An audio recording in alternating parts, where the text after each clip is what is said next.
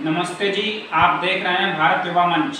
आज हम बदायूं जिले के जिला अस्पताल में मौजूद हैं और पिछले काफ़ी समय से हम ये देख रहे हैं लोग रक्तदान के नाम से कतराते हैं। तब आज हम सीधे जिला अस्पताल आए हैं और ब्लड बैंक में हैं। यहाँ शिवम रस्तोगी जी फार्मासिस्ट हैं बदायूं ब्लड बैंक में। तो सीधे हम इनसे बात करेंगे आज कि वास्तव में ऐसा क्यों होता है कि रक्तदान के नाम पर युवा कतराते हैं। बहुत बहुत स्वागत है शिवम जी। नमस्कार मित्रों, बहुत अच्छी चर्चा का विषय आज आपने उठाया और उसके लिए मैं आपका आभारी हूँ। और इस चर्चा से शायद जागरूकता फैलेगी। और अगर एक शब्द में उत्तर दिया जाए आपके इन सवाल का कि क्यों लोग कतराते हैं, रक्तदाताओं की दिन पे दिन कमी होती नज़र आ रही है। लेकिन हाँ, विगत कुछ समय से मैं देख रहा हूँ बदायूं जनपद में संयमित लोग, शिक्षित लोग, जागरूक लोग रक्तदान के लिए आगे आ रहे हैं। लेकिन अगर एक शब्द में उत्तर देने की मैं बात करूं तो अगर कमी हम कहीं पर देखते हैं तो सिर्फ जागरूकता। जागरूकता शब्द अपने आप में एक पूरी किताब है और जागरूक व्यक्ति जो भी है वो रक्तदान से कभी नहीं घबराता। अगर एक लाइन में बखान करूं तो जिंदा लोगों से खून निकलता है, मुर्दों से खून नहीं निकलता। तो लोग जिंदा हैं, अपने आप को जिंदा मानते हैं। तो लोगों से ये मेरी अपील है कि रक्तदान के लिए आगे आएँ और दूसरों को प्रेरित करें। यही मेरा आपसे निवेदन है, यही मैं आशा करता हूँ सर्वसाधारण से, जनता से, कि भविष्य में आने वाले समय में मरीजों को रक्त की कमी का सामना न करना पड़े, ऐसी आशा है। और बहुत अच्छी चर्चा का विषय आपने उठाया, उसके लिए मैं पुनः आपका आभार हूँ।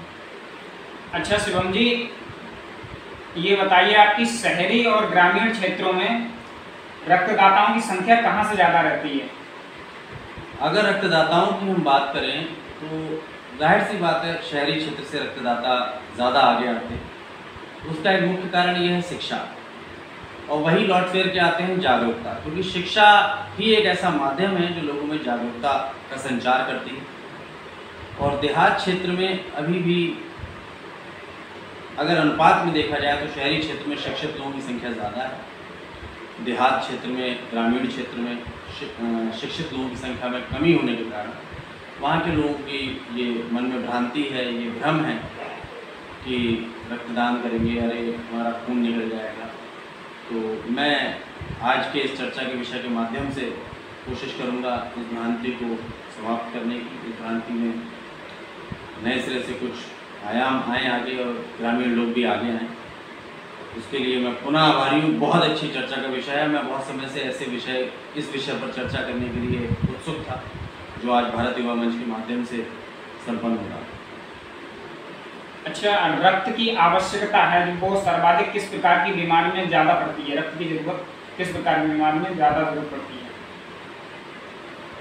वैसे तो ये हमारे कंसल्टिंग डॉक्टर डिसाइड करते हैं कि किस मरीज़ को ब्लड चढ़ना चाहिए, किस मरीज़ को नहीं चढ़ना चाहिए। लेकिन फिर भी जो मेरा यहाँ का अनुभव है, इस पद पर यहाँ बैठ कर के जो मैंने यहाँ देखा, उसके आधार पर मैं ये बता दूँ आप लोगों को कि एनीमिया कोई बीमारी नहीं है, ये सिर्फ एक लापरवाही का नतीजा है। हमारे खान पान में सुधार लाएंगे तो एनीमिया जैसा रोग नहीं होगा। इसके अलावा कुछ ऐसे असाध्य रोग भी हैं जो बिना रक्त के इंसान की जीवन को समाप्त कर सकते हैं। जैसे थैलेसीमिया हो गया, जो एक बहुत ही गंभीर रोग है। और अपने अनुभव से मैं बताऊं तो बहुत कम, शायद कोई चमत्कार ही हुआ हो जो थैलेसीमिया का व्यक्ति या मरीज़ या बच्चा दोबारा अपने जीवन को सुचारू और नॉर्मल तरीके से जी पाया हो। और थैलेसीमिया की मैं बात करूं तो महीने में 1 या 2 यूनिट रक्त की उन्हें आवश्यकता पड़ती है। ये अकाट्य सत्य है, पड़ेगी ही पड़ेगी। और मेरा एक छोटा सा निवेदन और है इस वीडियो के माध्यम से। थैलेसीमिया एक आनुवंशिक रोग है। मैं सर्वसाधारण को अपनी ओर से एक अपील करना चाहता हूँ, जो शायद थोड़ी सी हटके होगी, जो रूढ़िवादी लोग मेरी बात पे यकीन नहीं करेंगे। लेकिन इससे हटके एक बात मैं कहूँगा कि जिस प्रकार से हम लोग शादी ब्याह से पहले ब्राह्मण के माध्यम से कुंडली मिलाने का काम करते हैं, उस प्रकार से शादी ब्याह के समय वर और वधू इन दोनों के कुछ माइनर टेस्ट कर लिए जाएं ब्लड के, जिससे शायद हम थैलेसीमिया जैसे रोग की चेन को ब्रेक कर सकें, भविष्य में इस रोग से किसी बच्चे को ना गुजरना पड़े। क्योंकि थैलेसीमिया एक ऐसी बीमारी है जो माँ बाप से ही बच्चे में आती है। थैलेसीमिया के 2 पार्ट होते हैं मेनली, माइनर थैलेसीमिया और मेजर थैलेसीमिया।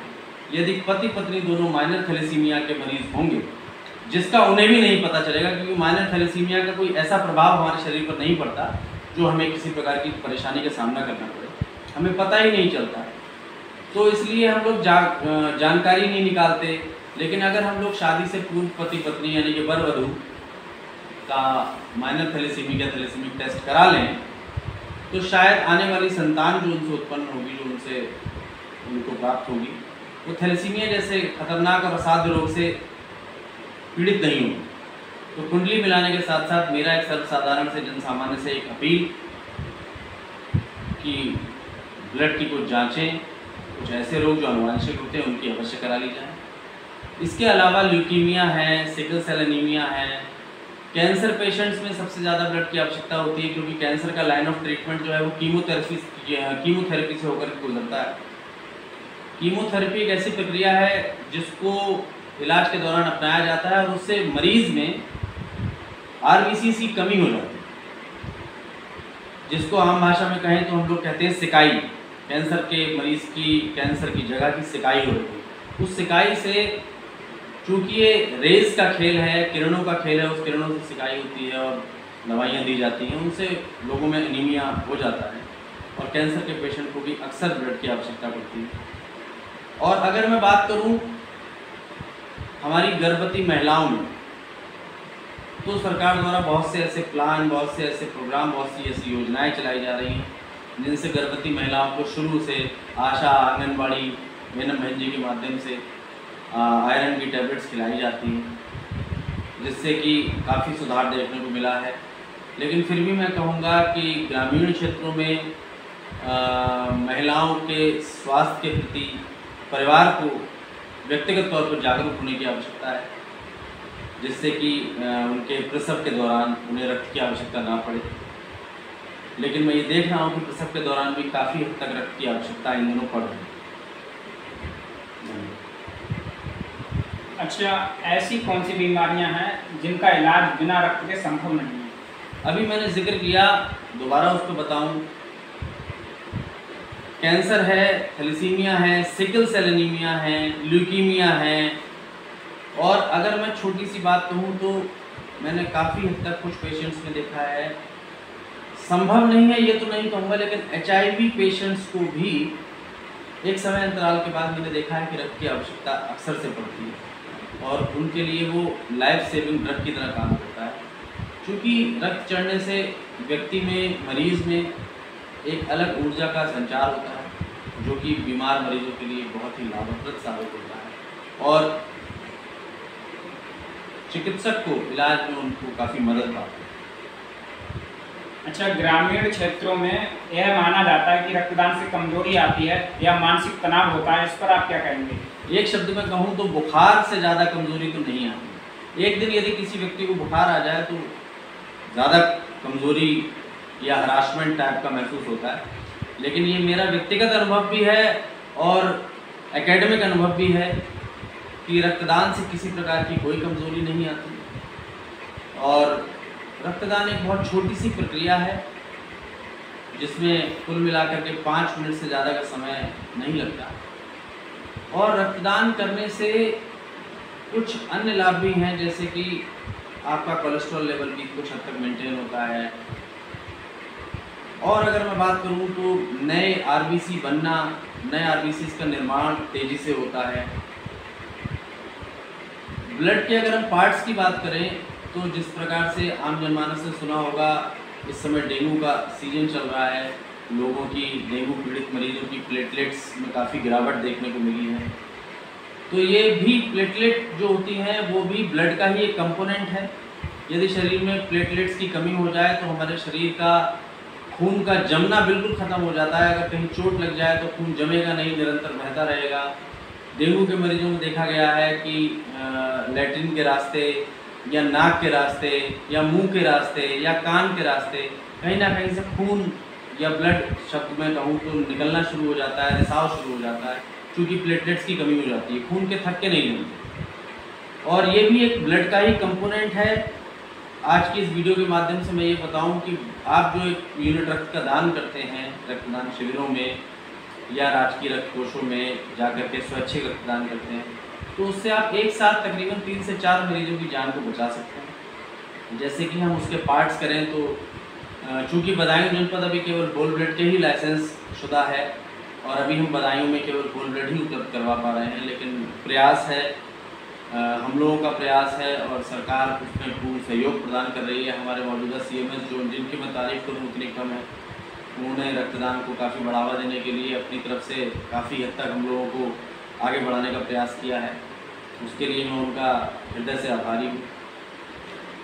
तो अगर मैं बात करूँ तो WBC, RBC, platelet, plasma, FFP, इस प्रकार के कई सारे कंपोनेंट हम लोग ब्लड से अलग कर सकते हैं। भविष्य में आपको बदायूं में भी देखने को मिलेगा, ऐसी संभावना है और शासन से पास हो चुका है। बदायूं में भी आपको कंपोनेंट जैसी सुविधा मिलेगी, जैसे कि आपको अगर डेंगू के मरीजों को इस समय प्लेटलेट की आवश्यकता होती है तो जनपद से बाहर जाना पड़ता है। बदायूं जनपद में प्लेटलेट की व्यवस्था नहीं है और भविष्य में मैं कह नहीं सकता समय कितना लगेगा, लेकिन प्रयास है कि जल्दी से जल्दी ये हो जाएगा। बदायूं के मरीजों को प्लेटलेट जैसी या अन्य किसी कंपोनेंट की आवश्यकता की आपूर्ति हेतु शहर से बाहर या अन्य किसी जनपद में नहीं जाना होगा, बदायूं में उसकी आपूर्ति हो पाएगी, ऐसा मुझे लगता है, ऐसी मेरी आशा है। और एक साथ हम लोग 4 मरीजों की जान बचा सकते हैं।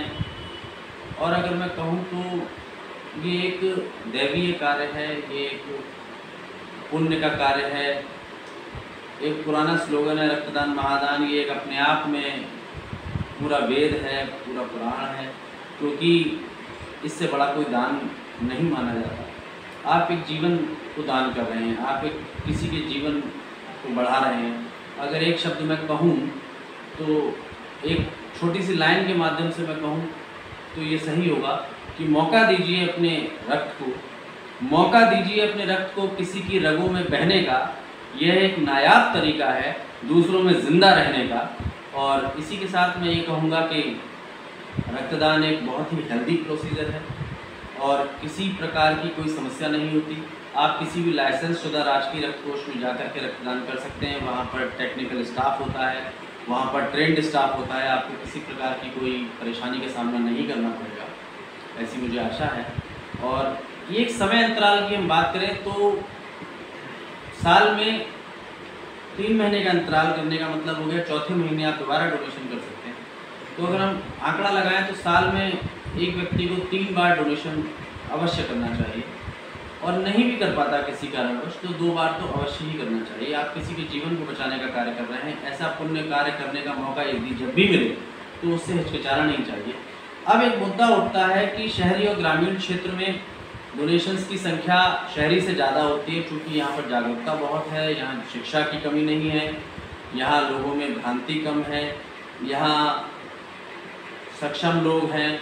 देहात क्षेत्र के आदमी, ग्रामीण क्षेत्र के आदमी की मानसिकता में ये है कि अरे भाई वो किसान वर्ग से आते हैं, वो मेहनत बहुत करते हैं, वो खेती बहुत करते हैं, दिन भर धूप में खड़े रहना पड़ता है, खून देने से कमज़ोरी आ जाएगी। ऐसी सिर्फ ये भ्रांति है, ऐसा भ्रम है।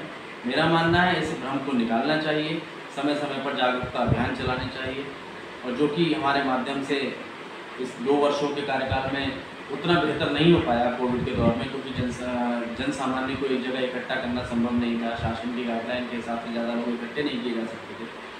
फिर भी मैं ये कहूँगा कि आने वाले समय में जागरूकता अभियान चलाए जाएंगे जनपदीय स्तर से और हर शहरी व्यक्ति का किसी न किसी ग्रामीण क्षेत्र से ताल्लुक लिंक होता है। तो मैं उस हर शहरी व्यक्ति से ये अपील करता हूँ कि अपने अपने ग्राम में, अपने अपने क्षेत्र में, अपने अपने मिलने वालों में इस अपील को पहुँचाएं कि रक्तदान करने से किसी प्रकार की कोई कमी नहीं आती। आप 3 महीने के अंतराल से डोनेशन कर सकते हैं और जितना भी आप रक्त डोनेशन करते हैं, जितना भी से मतलब 1 यूनिट होल ब्लड की अगर हम बात करें तो 350 ml 350 ml ब्लड की आपूर्ति वॉल्यूम के हिसाब से देखें तो 24 घंटे में पूरी हो जाती है। और अगर हम बात करें अन्य कंपोनेंट की तो अधिकतम 21 दिन के अंदर सारे कंपोनेंट जो भी आपके रक्त के माध्यम से आपके शरीर से निकाले जाते हैं, वो सारे के सारे 21 दिन में पूरे हो जाते हैं। और इसी आशा के साथ मैं इस बात को कहना चाहूँगा कि रक्तदान अवश्य करिए। आप किसी के जीवन को बचा रहे हैं। ऐसे पुण्य कार्य का अवसर जब भी मिले उसमें चूकना नहीं चाहिए। जहाँ भी जाना पड़े रक्तदान के लिए जाना चाहिए। लेकिन एक बात फिर कहूँगा, ग्रामीण क्षेत्र की मदद करते समय उस परिवार को जागरूक करना हमारी आपकी ही जिम्मेदारी है। उस जिम्मेदारी को भी बखूबी निभाएं, ऐसी आशा के साथ मैं इस बात को समाप्त करना चाहूँगा। और भारत युवा मंच का दिल से, हृदय से बहुत बहुत धन्यवाद देना चाहूँगा। एक बहुत अच्छा विषय चर्चा के लिए इन्होंने उठाया। सामाजिक रूढ़िवादिता को दूर करने का प्रयास भारत युवा मंच के द्वारा बहुत ही सराहनीय कदम, और उसका मैं हृदय से आभार। बहुत बहुत धन्यवाद शिवम जी।